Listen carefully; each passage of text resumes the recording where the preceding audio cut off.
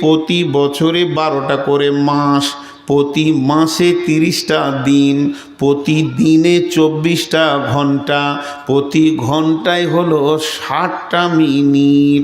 আমি মিনিটে নিচার গেলাম না। এখন 60 গণিত 30 বছর যদি করেন তাহলে আমার মিনিট কতগুলো দেখা যাবে আমি এখন হিসাবে আনতে পারলাম না। শুধু বোঝানোর জন্য বলছি, ধরেন 3 কোটি কি 5 কোটি মিনিট আমি পার করে দিয়েছি। এই 5 কোটি মিনিটের ভিতর আমি কি করেছি, আমার বিবিকে সময় দিয়েছি আমি 50,000 কি 5 লাখ মিনিট, আমার মেয়েকে দিয়েছি 5 লাখ মিনিট, আমি জালসাতে দিয়েছি 50 লাখ মিনিট। আমি এইভাবে মিনিটগুলোকে সব শেষ করে দিয়েছি। কিন্তু আমি আমার আল্লাহর জন্যে, আমার আল্লাহর দিনকে বাঁচানোর জন্যে একটা মাতালের, একটা জুয়ারির, একটা সুদারুর, একটা লুচ্চার, একটা রান্ডির দরজায় গিয়ে 1টা মিনিট আমি দাঁড়াইনি যে এটাকে আমাকে রিপেয়ার করতে হবে, এই গুনাহ থেকে আমাকে সরাতে হবে, আল্লাহর দিনের দাওয়াত নিয়ে আমাকে যেতে হবে। এই রকম নিয়ত নিয়ে 1টা মিনিট কোথাও দাঁড়াইনি। এখন আমি কিয়ামতের মাঠে আল্লাহ যখন বলবে তোর কাজ ছিল তা'মুরুনা বিল মা'রুফি ওয়া তানহাউনা আনিল মুনকারি, সৎ কাজের আদেশ করো, অসৎ কাজের নিষেধ করো, তুই করলি না কেন? এরই জন্য বলা হয়েছে আমিলাতুন নাসিবা তাসলা নারান হামিয়া, গাদা গাদা আমল করেও মানুষ জ্বলন্ত আগুনে ঢুকবে। আপনি ভাবিয়েন না তবলিগটা ছোট জিনিস, খবরদার ভাববেন না তবলিগটা ছোট জিনিস, খবরদার ভাববেন না। জি, খুব মেহনত করলেন, আপনি দাঁড়ান, বসবেন না, ওই বাঁদর ছেলেটাকে এখান থেকে তেড়ে দেন, প্রচুর ডিস্টার্ব করে, কারণ মনোযোগটা শেষ করে দেয়। ও তখন থেকে ট্রিক ট্রিক ট্রিক ট্রিক করছে, ওকে কেউ বসতে বললে বসছে না। আপনি ওখানে থাকেন। এটা হলো, শোনেন, আমার দিকে ধ্যান দেন। ইসলাম এমন একটা জিনিস যে এমন কোন একটা জায়গা দেখাতে পারবেন না যার ব্যাপারে কোরআন মুখ খুলেনি, হাদিস মুখ খুলেনি। পেশাব, পায়খানা, উজু, গোসল, মজলিসে বসা সব বলেছেন। তাহলে আপনাকে শরীয়ত নিতে গেলে এই যে এইভাবে বসেছেন বলি আমার কথার অ্যাটেনশনটাও আজকে ভালো রয়েছে, আর আপনাদের শুনতে ভালো লাগছে, লাগছে কি লাগছে না? হ্যাঁ না বলেন? যদি এই ছেঁড়া বেড়া থাকতো তাহলে আমার হৃদয় বলতো 2 ঘন্টা ডিউটিটা সেরে বেরিয়ে যায়। কিন্তু এখন আমার মন এতটা ভালো লাগছে যেটা আমার বলার কথা নয়, আমি বুঝাতে পারছি না আপনাদেরকে। মনে হচ্ছে আজকে আমি তবলিগ করছি। তো ওটা দাঁড়িয়ে থাকা, হাজি ভাই ও নামাজ পড়লে না পড়লে মাতাল হলো তা আমার কি? শুনালেন? আমি এখন একটা কথা বলবো, এটা বুখারি লাই, এটা মুসলিম লাই, এটা হাদিস লাই, এটা কোরআন লাই। একটা বড় ইসলামী চিন্তাবিদের কথা, বড় ইসলামী চিন্তাবিদের কথা, যারা বড় বড় মুফাসসির পৃথিবীতে চলে গেছে, যাদের কথাগুলো কোরআন এবং হাদিসকে ছুঁয়ে ছুঁয়ে কথা বলেছে, সামঞ্জস্যতাগুলো রেখেছে।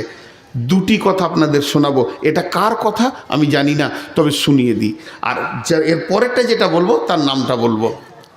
বলছে কোনো বেনামাজিকে দেখে, কোনো বেনামাজিকে দেখে, কোনো মাতালকে দেখে, কোনো জুয়ারিকে দেখে, কোনো মানে রান্ডিকে, লুচ্চাকে দেখার পর যদি তোমার বুকটা না ফেটে যায় ওর মহব্বতে যে লোকটা জাহান্নাম চলে যাবে, আর তোমার চোখ দিয়ে যদি পানি না আসে, তাহলে তুমি খেয়াল করে দেখে লাও গা, উম্মতে মুহাম্মদের লিস্ট থেকে তোমার নামটা কাটা আছে।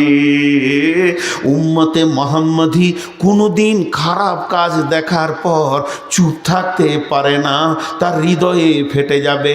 এবার ওনার কাছে যদি দলিল চান তো 100টা দলিল দিয়ে দিবে। বিশ্বনবী বসে আছেন, বিধর্মী লাশ চলে গেল, নবীজির চোখে তত্তর তত্তর করে পানি বের হয়ে আসলো। সাহাবীরা প্রশ্ন করলেন, ইয়া রাসূলুল্লাহ, এই লোকটা আমাদের আত্মীয় নয়, এই লোকটা আমাদের প্রতিবেশী নয়, এই লোকটা মুসলমান নয়, তবে কেন আপনার চোখের পানি?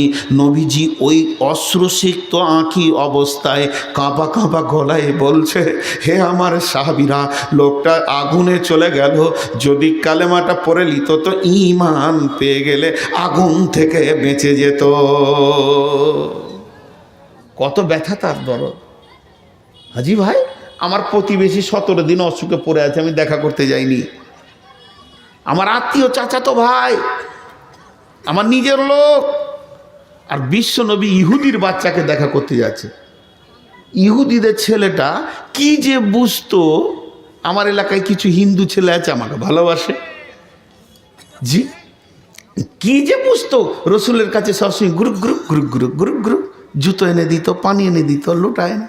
ইহুদির ছেলে, সেই ছেলেটা অসুস্থ, মুমূর্ষু অবস্থায় আপ আপ করছে। রসুলের কাছে খবর এলো ছেলেটা খুব অসুস্থ। নবীজি গেলেন দেখা করতে, মাথার কাছে বসে বলছে, হে ছেলে, ইয়া গোলাম, কুল লা ইলাহা ইল্লাল্লাহ, গোলাম রে, তুই কালেমা পড়েলে রে, যদি তুই কালেমাটা পড়েলিস তাহলে জাহান্নামের আগুন থেকে বেঁচে যাবি রে বাবা। ওর চোখ তখন উল্টো পাল্টা করছে, শেষ দিক, আরও বাঁচবে না। তো ওই অবস্থায় ও রসুলের মুখের দিকে একবার দেখার পর ওর বাপকে দেখছে, ওর বাপ পায়ের কাছে দাঁড়িয়ে আছে, একদম কঠোর ইহুদি, এমনি করে দাঁড়িয়ে আছে, তোর বাপের দিকে তাকাইছে এমনি করে। তোর বাপ তখন বলছে, বেটা, আবুল কাসেম যা বলছে শুনেলে। আবুল কাসেম বলতে রসুলের বেটার নাম ছিল কাসেম, তো কাসেমের বাপ যেটা বলছে তুই শুনেলে। যখনই ওর বাপ বললে যে আবুল কাসেম যা বলছে শুনেলে, তু রসুলের সাথে সাথে পড়লে আশহাদু আল্লাহ ইলাহা ইল্লাল্লাহু ওয়া আশহাদু আন্না মুহাম্মাদান আবদুহু ওয়া রাসূলুহু। আর এই কালেমাটা পড়ার সঙ্গে সঙ্গে ছেলেটা মারা গেলেন। আর যেই ছেলেটা মারা গেল, বিশ্বনবী ওই ঘর থেকে বেরিয়ে আসছে, আর সাথীদের যাদেরকে নিয়ে গেছিল তাদেরকে বলতে বলতে আসছে, ছেলেটার কপাল ভালো, জাহান্নামের আগুন থেকে বেঁচে গেল। তাবলীগ কোথা, মরার আগে পর্যন্ত ইহুদির ঘরে। জি ভাই, আজকে আমাদের অবস্থা কি বলেন? খালি কেউ কারোর দিকে আঙুল তুলব না, আপনি আমার দিকে তুলবেন না, আমি আপনার দিকে তুলব না, সবাই আমরা 16 আনা ভালো ইমানদার। কিন্তু আমি আমার আঙুলটা নিজের দিকে এমনি করে লাগাই, আমার বুকে লাগিয়ে আমি বলি, রে মন নূর মোহাম্মদ, তুই বল, কোন মাতালের দরজায় জীবনে কি 1 মিনিট দাঁড়িয়েছিলি যেটা আল্লাহকে তুই দেখাবি কিয়ামতের দিন? অথচ দাঁড়ানোর লাভটা জানেন? সেই হাদিস, মাতালের দরজায় দাঁড়ানো লাভটা জানেন? তা'মুরুনা বিল মারুফ ওয়া তানহাউনা আনিল মুনকার, সৎ কাজের আদেশ, অসৎ কাজের নিষেধ। ভাই জুয়া খেলো না, ভাই সুদ খেও না, ভাই মদ খেও না, নামাজ পড়ো, রোজা রাখো, বাস এতটি কথা। কি হলো? মসজিদ থেকে বের হলাম ফজরের নামাজ পড়ে, নিয়ে মনে মনে করলাম আজকে সেলিমকে দেখা করব। সেলিম মদ খায়, জুয়া খেলে, আমি জানি, নামাজ পড়ে না। যে সেলিমের বাড়ির দরজায় গিয়ে এমনি করলাম, হ্যালো সেলিম আছো? সেলিম। তো বেরিয়ে এলো, হ্যাঁ কে?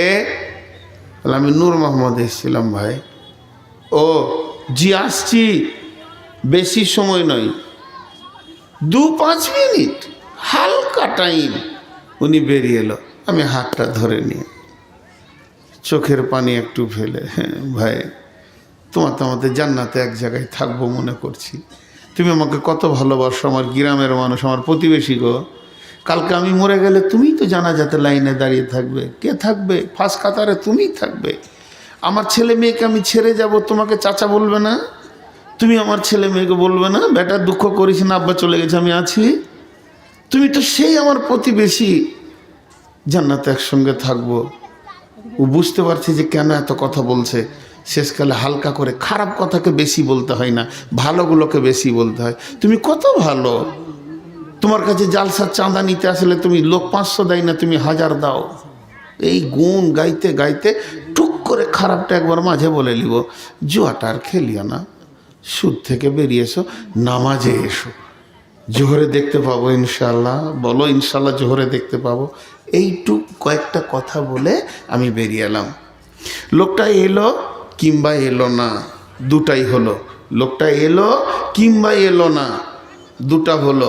আর একটা মাঝে থেকে গেল, ওর বেটা এসে বলছে আব্বা নাই, ছোট বেটাটা কালকে নানির বাড়ি গেছে, পরশু আসবে, 3 দিন থাকবে ওখানে।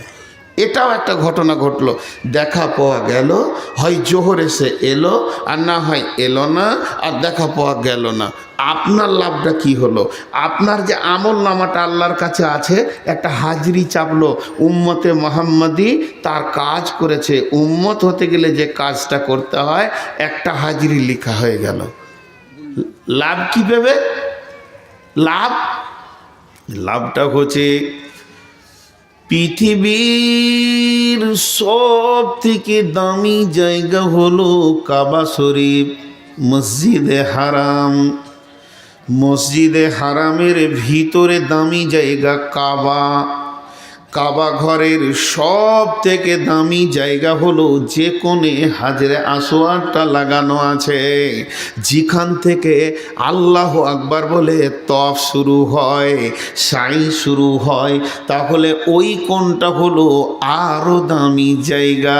তাহলে কোন জায়গাটা বললাম? পৃথিবীর দামি জায়গা মক্কা, মক্কার দামি জায়গা মসজিদে হারাম, মসজিদে হারামের দামি জায়গা কাবা শরীফ, কাবা শরীফের জায়গা দামি জায়গা হাজরে আসওয়াদ। এই পর্যন্ত কথাটা মাথায় রেখে দেন। চলেন এবার সময়কে বলি। পৃথিবীর যতগুলি মাস আছে, দামি মাস হলো রমজান মাস। রমজান মাসের ভিতরে দামি রাত হলো শবে কদরের রাত। আর আল্লাহর নবী বলছেন, কোনো ব্যক্তি শবে কদরের রাত্রিতে রমজান মাসে হাজরে আসওয়াদের সামনে কাবা শরীফকে সামনে করে দাঁড়িয়ে থেকে সারা রাত জেগে নেকি করলে, যে নেকিটা ওর আমলনামাতে লেখা হবে, ওই মাতাল সেলিমের দরজায় 2 মিনিট দাঁড়ালে ওই নেকিটা পেয়ে যাবে। লেন, শুধু আল্লাহ খাটাই না, আল্লাহ সঙ্গে সঙ্গে বেতনও মিটিয়ে দেয়। যদি আল্লাহ বলতো তুই 70 বছর বাঁচবি আর 65টা নতুন নামাজি বানাতে হবে, তাহলে বিপদ ছিল। কটা মসজিদে ঢুকলো এ ব্যাপারে আল্লাহ হিসাব নেবেন না। কারণ এমনও নবী আছে যার কোনো উম্মতি নেই। ওইটা হিসাব নয়, তোর জীবনের সময়টা কত লেগেছে ওই হিসাবটা আল্লাহ মেরে দিয়েছে। ইন্নাকা লা তাহদি মান আহবাবতা ওয়ালাকিন্নাল্লাহু ইয়াহদি মান ইয়াশা। আমি যাকে ইচ্ছা করি তাকে হেদায়েত দিই, আর যাকে ইচ্ছা করি না তাকে হেদায়েত দিই না। ওটা তোর কথা লাই। ফাযাক্কির ইন্নামা আনতা মুযাক্কির, তোকে বলতে বলেছি, তুই বলগা। লাস্তা আলাইহিম বিমুসাইতির, তোকে প্রশাসন ক্ষমতা দিইনি যে পিটিয়ে মসজিদে ভরবি। তুই বলতে থাকবি, বেতন দিতে থাকবো। জমিতে ধান হলো না হলো জমিওয়ালা বুঝবে। তুই নিরান দিবি, পয়সা পাবি, নিরান দিবি, পয়সা পাবি। ধান বপন করবি, পয়সা পাবি। 3 দিন ধান বপন করেছিস, 3 দিনের বেতন নিয়ে নে। 25 দিন নিরান দিয়েছিস, 25 দিনের পয়সা নিয়ে নে। ধান হলো না ঝড়ে চলে গেল না বানে ডুবে গেল, মালিক বুঝবে। কথা বুঝাতে পারলাম? আপনারা একবার হানা বলেন, কথা বুঝাতে পারলাম? হ্যাঁ, এবার এগিয়ে যাই সাহাবীদের জীবনে। সাহাবীদের ঘটনাগুলো পড়ে দেখবেন। আমি অনেক বই পড়েছি, তার মধ্যে একটা বই নতুন পেয়েছি। আমি বাংলাদেশে ঢাকাতে গেছিলাম, হঠাৎ একটা বইয়ের সন্ধানে বের হলাম। বইটার নাম মুনাব্বিহাত, কিন্তু কোনো রকমই বাংলাটা পেলাম না। খুঁজতে খুঁজতে খুঁজতে খুঁজতে আমি বাংলা বাজারে গিয়ে একটা বইয়ের দোকানে বসলাম। বেশ কিছু বই কিনলাম, 20-25 হাজার টাকা বই কিনলাম। দোকানদার একটা বই বের করে বলছে, আসহাবে বদরের জীবন কথা বইটা পড়েন হুজুর। আমি বইটা 2 পাতা দেখেই বললাম 2 কপি দেন। 2 কপি নিয়ে 1 কপি এখনও আমার ব্যাগে রয়েছে। আসহাবে বদরের জীবন কথা, এদের কথাগুলো যখনই পড়ছি গায়ের লোম দাঁড়িয়ে যাচ্ছে। মানুষগুলি কেমন ছিলেন, তাদের চিন্তা চেতনা কেমন ছিল, তাদের উদ্দীপনা কেমন ছিল, তারা ইসলাম নামে গাছটাকে কত কষ্ট করে ঝড় বৃষ্টিতে আটকে রেখেছে, তারা পৃথিবীর বুকে ইসলামকে দিয়ে চলে গেছে, আর আমরা ইসলামকে বাঁচিয়ে রাখতে পারছি না। এই কথাগুলো শুনতে শুনতে শর্টে 1-2টা কথা বলে দিই। আল্লাহর নবী এমনও সাহাবী আছে যার দরজায় 1 বার নয় 2 বার নয় 30 বার গেছেন, কারোর দরজায় 70 বার গেছেন, কারোর দরজায় 50 বার গেছেন, কারোর দরজায় 90 বার গেছেন, কারোর দরজায় 100 বারেরও অধিক গেছেন। যে সাহাবীগুলো রাদিয়াল্লাহু তাআলা আনহু, এই সাহাবীগুলোর দরজায় আপনি ভাবিয়েন না, আপনি যখন কোনো দোকানে যান, দেখি নারকেল তেলটা, সাবানটা দেখি, চানাচুরটা দেখি, আর টকটক করে দোকানির মালিক আপনাকে দিয়ে দেয়, বিল করে দেয়। ওইভাবে আবু বকর আসেনি, ওইভাবে উমার আসেনি, ওইভাবে হযরত আবু যার আসেনি, ওইভাবে কেউ আসেনি। বিশ্বনবীর একটা অক্লান্তিক মেহনত ছিল। হযরত উমারের পূর্ব জীবনটা যদি আপনি পড়েন, উমার কাফেরদের ভিতরে সিনা উঁচু করে দাঁড়িয়ে বলেছিল 100টা উটকে আমি লুটে নিব, কারণ 100টা উটের প্রাইজ ছাড়া হয়েছিল নবী মুহাম্মদের গর্দনটা যে এনে দিতে পারবে 100টা উট সে গুনে নেবে।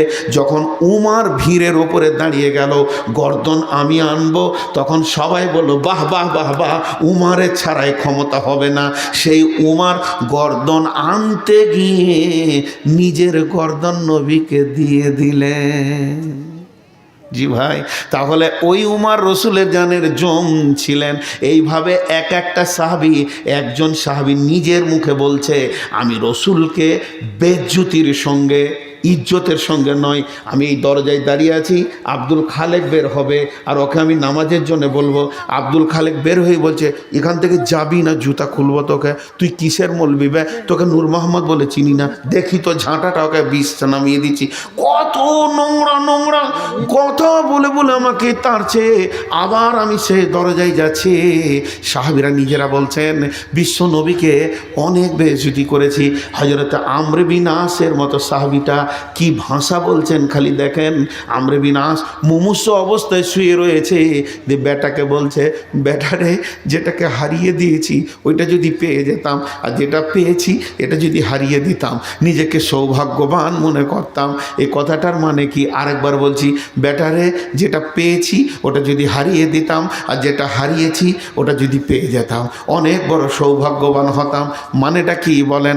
আর একবার বলছি, তৃতীয়বার গুরুত্ব দিয়ে বলছি, হে বেটা যেটা হারিয়েছি ওটা যদি পেয়ে যেতাম, আর যেটা পেয়েছি ওটা যদি হারিয়ে দিতাম নিজেকে সৌভাগ্যবান মনে করতাম। এই কথাটার ভিতরে কত তথ্য লুকানো আছে শুনেলেন। এই কথাটা আমর বিন আস কেন বলছেন? মনে করলেন আমর বিন আসের জীবন হলো 70 বছর, এখন মুমূর্ষ অবস্থায় রয়েছে, তার মানে ও জীবনের বেশিরভাগ লম্বা টাইমটাকে রসুলের বিরুদ্ধে কাটিয়ে দিয়েছে। মানে 65-67 বছর পর্যন্ত খালি রসুলের বিরোধিতা করেছে। হযরত আমর বিন আস বলছেন যে আমি তালোয়ারটা কোনোদিন খাপে ভরতাম না, তালোয়ার আমার খোলাই থাকতো, আর মদিনার গলিতে গলিতে খালি ঘুরতাম, একবার পাবো তো মোহাম্মদের গর্দন মাটির নিচে নামিয়ে দিব। আমি এত বড় রসুলের জানের জমছিলাম। কিন্তু আমর বিন আস বলছেন যেদিন আমার নবী তীরের চোখ আমার দিকে পৌঁছে গেল আর আমার দিকে আঙুল তুলে নবীজি বলে দিলেন, আমর বিন আস রে, তোমার মতো চালাকটা কি মহাসত্যকে গ্রহণ করবে না? আমার ভিতরে ভাইবেসার সৃষ্টি হয়ে গেল, কম্পন সৃষ্টি হয়ে গেল। আমি রসুলের কাছে আসলাম কালেমা পড়ার জন্যে, আমি হাতটা আগে বাড়ালাম আর নবীজি পরে হাতটা আমার দিকে বাড়ালেন, আর যেই নবীজি হাত বাড়ালেন আমি আমার হাতটাকে টেনে নিলাম। আর যখনই আমি আমার হাতটাকে টেনে নিলাম নবীজি বলছেন, আমর বিন আস তোমার কি হয়েছে, তুমি হাত বাড়িয়ে কেন হাতকে টেনে নেবে? আমি আমর বিন আস রসুলকে বললাম, রাসূলুল্লাহ আমি আমার আমার পেছনে পাহাড় পরিমাণ গুনাহ করে রেখেছি, সেইগুলোর ব্যাপার আপনি কিছু বলেন। নবীজি বলেন, আমরে বিনাশ রে, মানুষ যখন নতুন কালেমা পড়ে নেয় তার জীবনের সব গুনাহ আল্লাহ মাফ করে দিয়ে নতুন মাসুম বাচ্চা বানিয়ে দেয়। বেটারে, আমি রসুলের হাতটা ধরে বললাম আশহাদু আল্লাহ ইলাহা ইল্লাল্লাহ। মাত্র কয়েক বছরের আমি মুসলমান, এখন আমি পৃথিবী থেকে বিদায় নিতে চলেছি। রসুলকে খুব বেশি দিন আমি আমার কাছে পাইনি। নবীজি চলে গেছেন, উমার চলে গেছেন, আবু বকর চলে গেছেন, এখন আমার বিদায় পালা পড়ে গেছে। ওরে আমার বেটারে, আমি রসুলকে দীর্ঘদিন নোংরা জায়গায় রেখেছি, অল্প দিন আমি হৃদয়ে পেয়েছি। এর জন্য আমি বলছি, যেটা আমি পেয়েছি এই অল্প দিনটা যদি হারিয়ে দিতাম, আর যে দীর্ঘদিন রসুলের বিরুদ্ধে চলেছি ওইটাকে যদি আমি পেয়ে যেতাম রসুলকে, তা আমি ধন্য মনে করতাম। রে বাবা, মরছি বটে, কিন্তু আমি অনেককে হারিয়ে দিয়ে, অনেক কিছুকে হারিয়ে দিয়ে আমি পৃথিবী থেকে বিদায় নিচ্ছি। তাহলে বিশ্বনবী কত নিবিড় মেহনত করেছেন। হানফি ভাইদের লেখা কিতাবের মধ্যে আছে, আবু জাহেলের মতো বেঈমানের দরজায় রাসূলুল্লাহ সাল্লাল্লাহু আলাইহি সাল্লাম কম করে 450 বার গেছে। তবলিগ কাকে বলে? আমরা খালি বলছি আমরা উম্মত। তার উম্মত কেন? পায়েস খাবার জন্যে? তার উম্মত বিয়ে করার জন্যে? যে রসুল বিয়ে করেছে আমি বিয়ে করব, রসুল পায়েস খেয়েছে, ভাতের পরে মিষ্টি খেয়েছে আমি খাবো, এই সুন্নতগুলো মনে আছে। কিন্তু রসুল যে মার খেয়ে খেয়ে, গর্দন ধাক্কা খেয়ে খেয়ে খেয়ে খেয়ে জিন্দেগিটাকে সে পুরা ওয়াকফ করে দিয়েছেন দিনের জন্যে, ওইগুলো মনে রাখিনি, ওইগুলো মনে রাখিনি। জি, এগুলো দুঃখের কথা। আমরা তার উম্মত, জীবনে কোন সময়টাকে আমরা দিয়েছি আল্লাহর রাস্তায়? জি ভাই, আমি কটায় উঠেছিলাম গো? 2 ঘন্টা হয়নি, তখন থেকে দৌড়ছি, তাও রাস্তা শেষ হচ্ছে না। হ্যাঁ, আপনাদের বিরক্ত লাগেনি তো? তাহলে আমাদের কাজ বুঝে আসছে তো? জি ভাই বলেন, বুঝে আসছে তো? কাজ করবো ইনশাআল্লাহ, ইনশাআল্লাহ, সবাই বলি ইনশাআল্লাহ। আমরা পৃথিবীর আহমদ বিন হাম্বলের কথাটা বলতে ভুলে গেছি। আহা, তাড়াতাড়ি ছেড়ে দেবো, বিচারা বলছেন যে আমি 6 ঘন্টা বসে আছি, তাড়াতাড়ি করেন।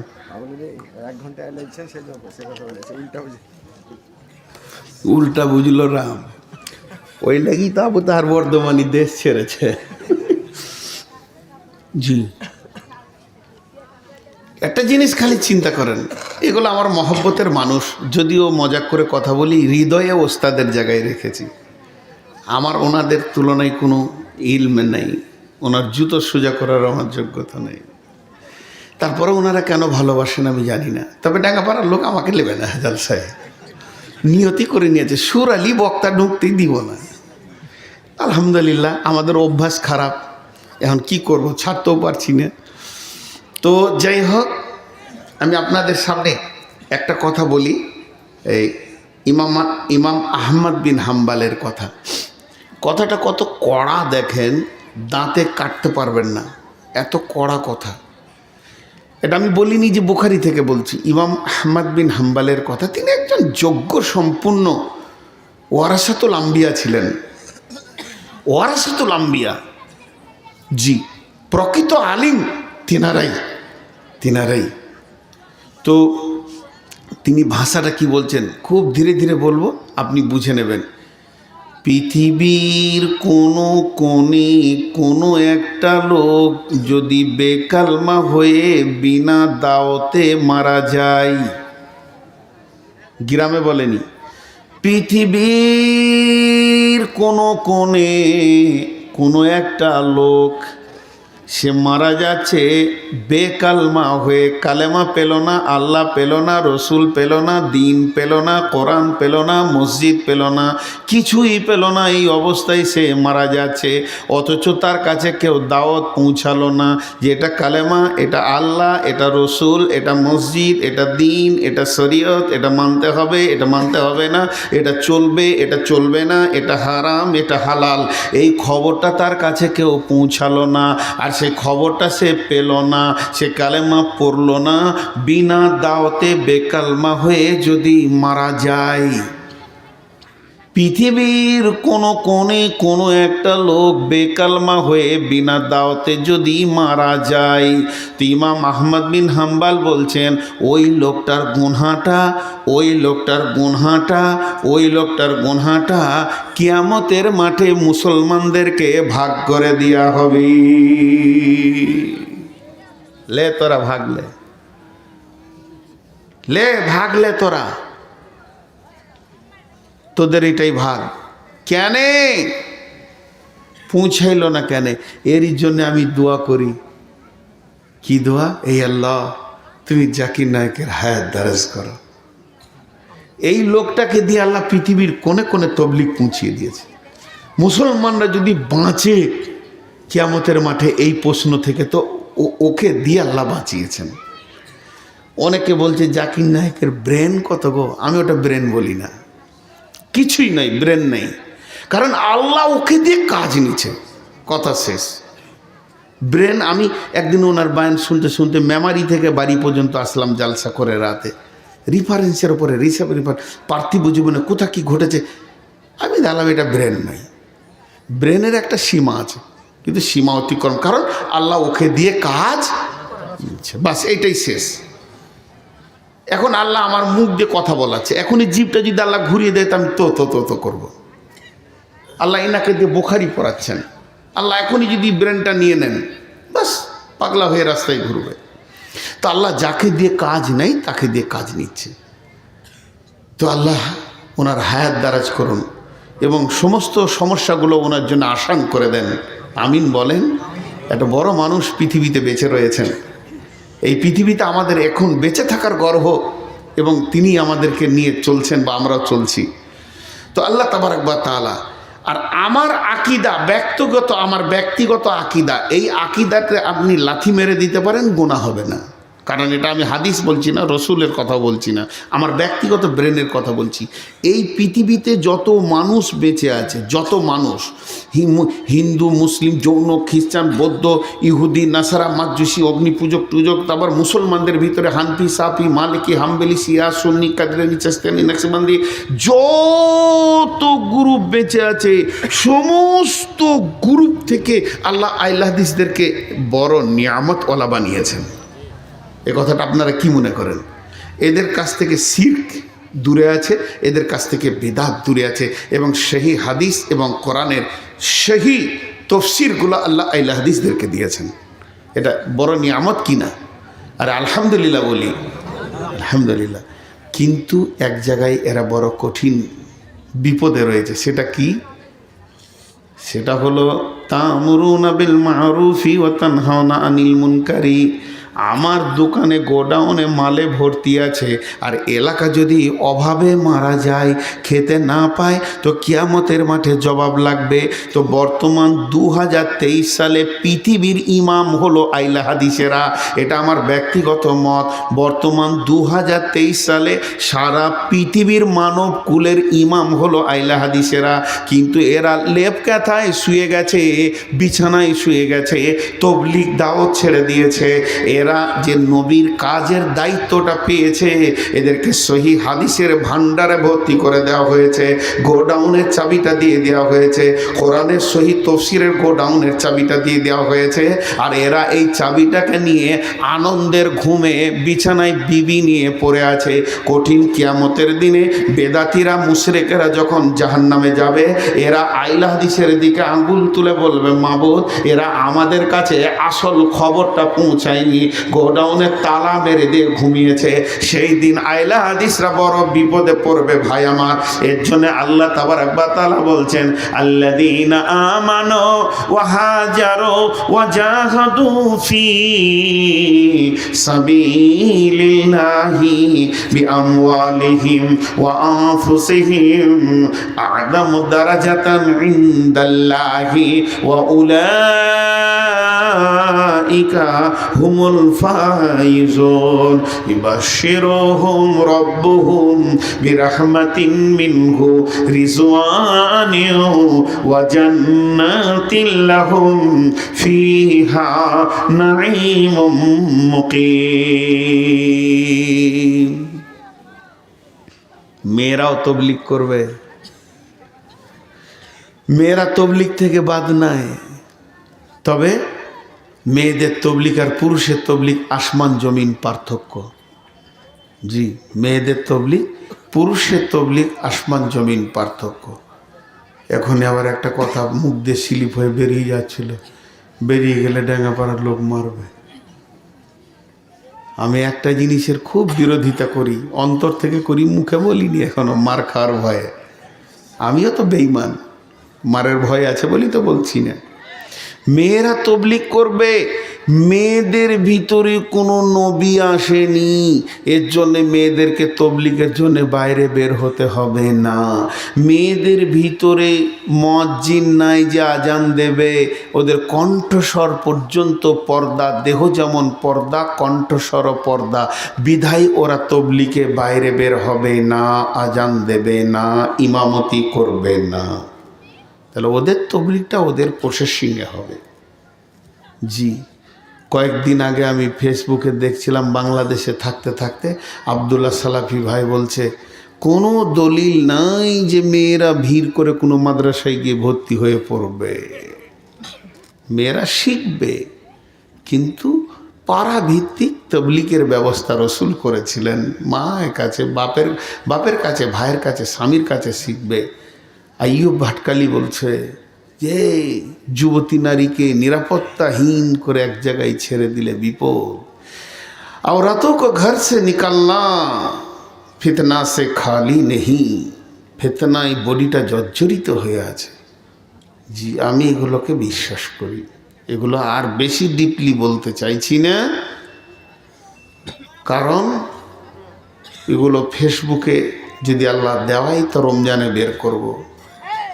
ঘটনাটা হচ্ছে মেয়েরা তবলিগ করবে কেমন করে, পুরুষেরা করবে কেমন করে, তার চিত্রটা আপনাদের সামনে তুলে ধরছি। আল্লাহ তাবারাক ওয়া তাআলা বলছেন, কুনতুম খায়রা উম্মাতিন উখরিজাত লিন-নাসি, তোদেরকে মানুষের ভিতর থেকে বের করা হয়েছে উত্তম উম্মত হিসেবে।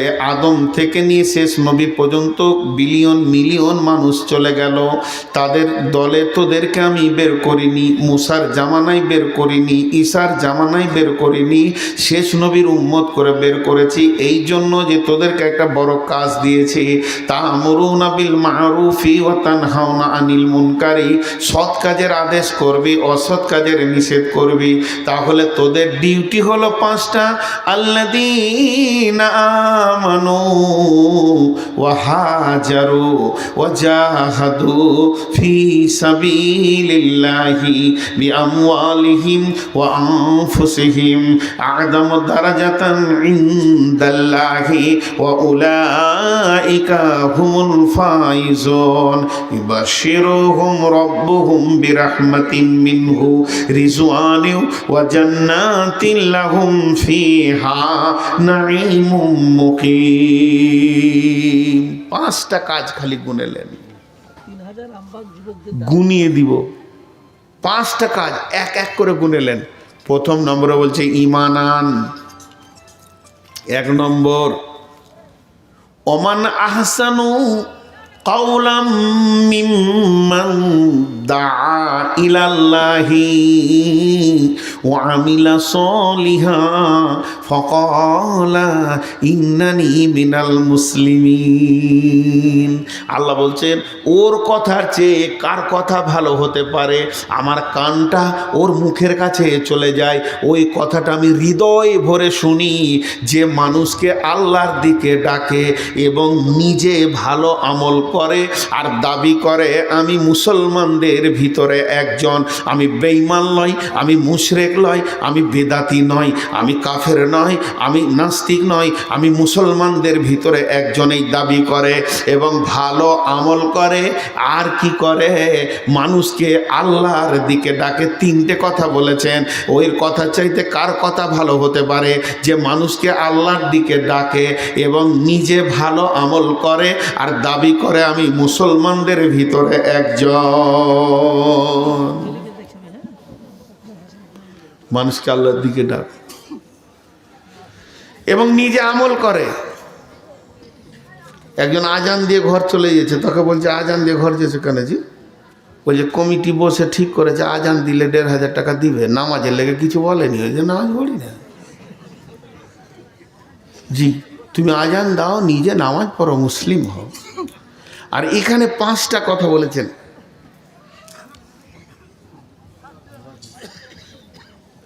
আল্লাহ তাবারক ওয়া তাআলা একটা ছোট্ট সূরা দিয়েছেন, ওয়াল আসর ইন্নাল ইনসানা লাফি খুসর ইল্লাল্লাযিনা আমানু ওয়া আমিলুস সলিহাত ওয়া তাওয়াসাউ বিল হক ওয়া তাওয়াসাউ বিস সবর। অনেক কথার ভিতরে ঢুকানো আছে। তা আল্লাহ বলছেন ওর কথা চাইতে কার কথা? তো বলছে তোরা 5টা কাজ কর। প্রথমে কি কর? ঈমান আন। আল্লাযিনা আমানু একটা হলো, ওয়া হাজারু, তারপরে তোরা ঘর ছাড়, ঘরে শুয়ে থাকিস না। ঘর থেকে বের হয়ে সেলিম, কলিম, জাফর, আবার হবিব, করিম, এদের ঘরে দরজায় দরজায় তুই ঘোর। যার কাছে ঈমান নাই, যার কাছে তৌহিদ নাই, যার কাছে বেদাত আছে, সুন্নত নাই, তার কাছে তুই দিনকে পৌঁছাতে থাক। বাল্লিগো আন্নিওয়ালাও আয়া, একটা আয়া তো জানিস যদি, সেটা তুই পৌঁছাতে থাক। আর কি করবে? ও হাজারু ও জাহাদু ফি সাবিলিল্লাহি, আল্লাহর রাস্তায় বেরিয়ে। জিহাদ মানে কাটাকাটি নয়, জিহাদ বলতে এখানে বোঝাচ্ছে কোশিশ করা, প্রসেস করা, চেষ্টা করা, এমনভাবে নিবিড়ভাবে লেগে থাকবে আল্লাহর রাস্তায় যে আল্লাহর দিনকে প্রচার প্রসারে আমি লেগে থাকবো। ও জাহাদু ফি সাবিলিল্লাহি, কিভাবে করবি? বিআমওয়ালিহিম, নিজের মালকে দিয়ে, ও বিআমওয়ালিহিম ওয়া আনফুসিহিম, নিজের সময়কে দাও, নিজের জান দিয়ে, মাল দিয়ে তুমি কাজে লেগে থাকো। তাহলে তোমার 5খানা ডিউটি হলো।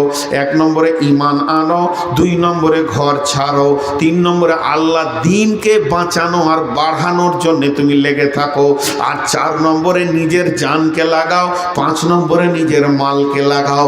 আর একবার গুনিয়ে দিচ্ছি, আল্লাহ তাবারক ওয়া তাআলা বলছেন আল্লাযীনা আমানু ওয়া হাজারু ওয়া জাহাদু ফি সাবিলিল্লাহি বিআমওয়ালিহিম ওয়া আনফুসিহিম। তুমি প্রথমে ঈমান আনো, তারপরে ঘর থেকে বের হয়ে যাও। কেন বের হবে? আল্লাহর রাস্তায় বের হবে। এই বের হওয়াটা তোমার অন্য কোনো উদ্দেশ্য থাকবে না। তাতে কি করবে? মানুষ কি দিনকে বাঁচানোর জন্য নিবিড় চেষ্টায় লেগে থাকবে, আর সেই সাথে নিজের জান লাগাবে, নিজের মাল লাগাবে। যদি তোমরা এই 5টা কাজ করতে পারো, যদি তোমরা এই 5টা কাজ করতে পারো, তা আমার আল্লাহ সঙ্গে সঙ্গে 5টা লাভের কথা বলছেন। আযামু দারাজাতান ইনদাল্লাহি ওয়া উলাইকা হুমুল ফাইজুন ইবাশশিরুহুম রাব্বুহুম বিরাহমাতিন মিনহু ওয়া রিজওয়ানিন ওয়া জান্নাতিন লাহুম ফিহা নাঈমুম মুকিম। আল্লাহর কাছে ওর সম্মান বেড়ে যাবে।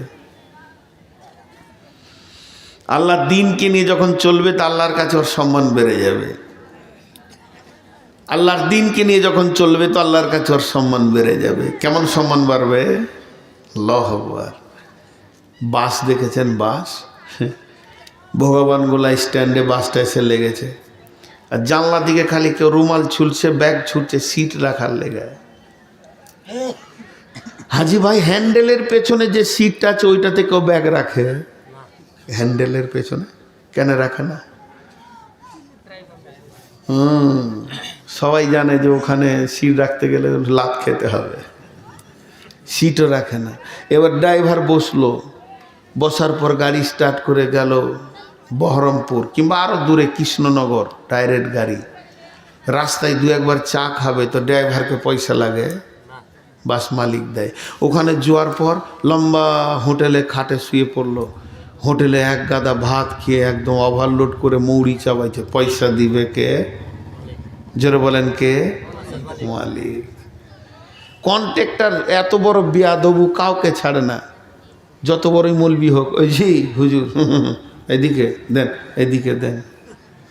হ্যাঁ, আমাদের ওখানকার নাম বলবো না, এক কন্ট্রাক্টর বাসে উঠেছে, তো সিউড়ি থেকে যাবে বর্ধমান, আর মাঝে ওর আত্মীয় কেউ মারা গেছে, তো ওই বাসই এক গাদা মহিলা উঠেছে, তো ওর বউটাও উঠেছে, তো চাদর পরে আছে, মুখ ঘুমটা টুমটা ঢেকে, সবারই কাছে ভাড়া লিছে। ধোয়ার বউকে বোঝাই যে দিদি ভাড়াটা দেন, চিনতে পারেনি আর কি। বলছে বোকা না, তো বলছে বোকা বকিলাই পয়সা লাগবে, জোর করে ভাড়া নিয়েছে আর কি। পরে বুঝছে ওটা আমার বউ, মানে ও কাউকে ছাড়ে না। কিন্তু দেখেছেন কোনোদিন কন্ট্রাক্টরকে যে ওই হ্যান্ডেলওয়ালার কাছে গিয়ে বলে ভাড়াটা দেন? বলে? আরে না বলে। একটা উদাহরণ দিলাম, আর একটা দিব। এই এলাকায় যে ঘুরে ঘুরে ঘুরে ঘুরে ঘুরে ঘুরে এমএলএ হয়েছে কিংবা এমপি হয়েছে, তার জন্য সরকার থাকার জায়গা দিয়েছে কি না? তাকে দিয়েছে, তার ফ্যামিলিকে দিয়েছে, চিকিৎসা ফ্রি, ফ্রি পড়াশোনা ফ্রি, তাদের গাড়ি ফ্রি, ড্রাইভার ফ্রি, এসি ঘর ফ্রি, সব ফ্রি, খাওয়া দাওয়া, হোটেল, সফর তার ফ্রি, তার বইয়ের ফ্রি, তার ছেলের ফ্রি, তার বেটার ফ্রি, তার মায়ের ফ্রি, তার বাপের ফ্রি। আছে না? আরে হ্যাঁ না বলে না? রেলে যারা চাকরি করে তাদের গ্রিন কার্ড দেওয়া আছে, গোটা বংশ দিল্লি যাবে টিকিট কাটতে। আচ্ছা, একটা দুনিয়ার সরকার রেলে চাকরি করে যদি এতটা সম্মান দেয়, একটা দুনিয়ার সরকার তার পার্টিকে আগিয়ে দেওয়ার জন্যে যদি এমএলএ এমপিকে সব ফ্রি করে দেয়, একটা ছোট্ট ন্যূনতম বাসের মালিক তার বাসে কিছু ইনকাম করে দেওয়ার জন্য যদি ড্রাইভারকে এত সম্মান দেয়, তো আমার আল্লাহর দিনকে নিয়ে যারা চলবে, দরজায় দরজায় ঘুরবে, আমার রব বলছে তার 7 পুরুষের জন্যে জান্নাতে ফ্রি থাকবে, পুলসেরাত ফ্রি থাকবে। হাদিসের মধ্যে এরকম আছে, অন্য অন্য নবীরা কিয়ামতের মাঠে দেখবে যে এই নবী কিয়ামতের মাঠে দেখবে যে একটা লোক জান্নাতে যেছে, সঙ্গে বিবি যেছে, ছেলে যেছে, মেয়ে যেছে, মা যেছে, বাপ যেছে, সবকে যেন সঙ্গে করে নিয়ে এসে জান্নাতে হাসতে হাসতে চললো। এরা জিজ্ঞেস করবে ওটা কে রে? নবী বলেন না, ওটা নবী নয়, শহীদ নয়, অন্য কেউ নয়, আখিরি উম্মত নবী মুহাম্মদ সাল্লাল্লাহু আলাইহি সাল্লামের উম্মত। ও এই দিনের কাজ করার কারণে আল্লাহর কাছে ওর এত সম্মান বেড়ে গেছে, আযামু দারাজাতান ইনদাল্লাহে, আল্লাহর কাছে সম্মান বেড়ে যাওয়ার কারণে আমার রব ওকে সম্মানিত করেছে, এর ফ্যামিলিকেও সম্মানিত করেছে। একটা লাভ।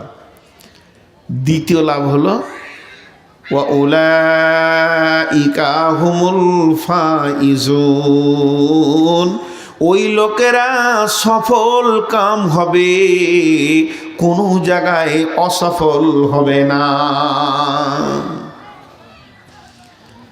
এই রাতে গাড়ি নিয়ে চলতে চলতে চলতে চলতে চলতে চলতে গোটা রাস্তা চিনে নিয়েছি। ভগবানগোলা থেকে যদি আমি রাত 1:30টায় গাড়ি নিয়ে বের হয়ে আমার বাড়ি যাই, কয় জায়গায় ডাকাতি হয় আমি বলে দিতে পারবো। পারবো কি পারবো না জোরে বলেন? এখন আর হয় না। আপনাদের এখান থেকে ভগবানগোলা থেকে নিরাপত্তা আছে একদম এই বাগডোগরা পর্যন্ত, আর বাগডোগরা থেকে নিয়ে কাটরার মাঝে একটা জায়গা বড় খতরনাক আছে, এই জায়গাটা পার হয়ে গেলে বহরমপুর পর্যন্ত কোনো অসুবিধা নাই। আর খাগড়াঘাট পার হয়ে মধ্যখানে একটা বিপদের জায়গা আছে, ওখানটা পার হয়ে কোনো অসুবিধা নাই। খোসবাসপুর মাঠে কিন্তু বড় খতরনাক জায়গা আছে, এখানটা পার হলে কুলি চৌরাস্তা পর্যন্ত আর কোনো বিপদ নাই।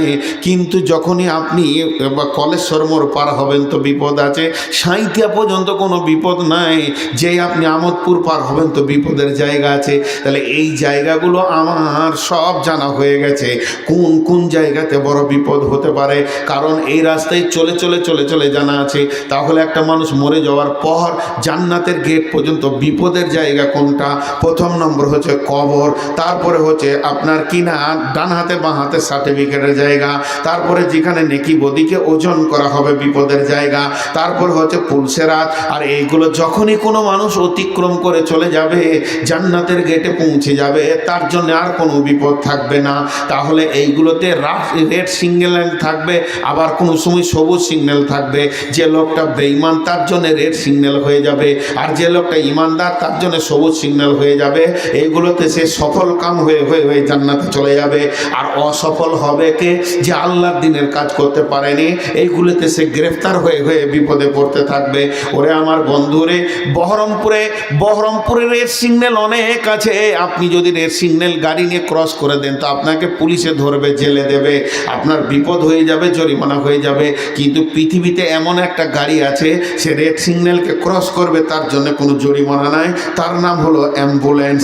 অ্যাম্বুলেন্স রেড সিগন্যালকে ক্রস করে বেরিয়ে যাবে, এর জন্য কোনো অসুবিধা হবে না। তো আমার আল্লাহ বলছেন, যারা দিনের কাজ করবে, আমার তা'মুরুনা বিল মারুফ ওয়া তানহাউনা আনিল মুনকার করবে, যারা মাতালের দরজায় দরজায় ঘুরবে, যারা আপনার কিনা চোরের দরজায় দরজায় ঘুরবে, যারা জুয়ারি সুদারুর দরজায় দরজায় ঘুরবে, আর নামাজের জন্য যারা বলবে, আর যারা মেয়ে বেশ্যা না রান্ডিদেরকে দিনের পথে নিয়ে আসবে, এই কাজ যারা করবে, ওয়া উলাইকা হুমুল ফাইজুন, এই লোকটা মরার পর যতগুলি খতরনাক জায়গা আছে, রেড সিগন্যালের জায়গা আছে, কোনো জায়গায় রেড সিগন্যাল দেখবে না।